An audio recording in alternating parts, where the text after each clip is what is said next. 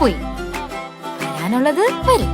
പക്ഷെ ശരിക്കും ഇതിന്റെ രണ്ടിന്റെയും ഇടയിലുള്ളതല്ലേ കാര്യം? ആലോചിച്ച് നോക്ക്. തെമ്മാടി തെന്നലായി ചെഞ്ചെല്ലം തെന്നവേ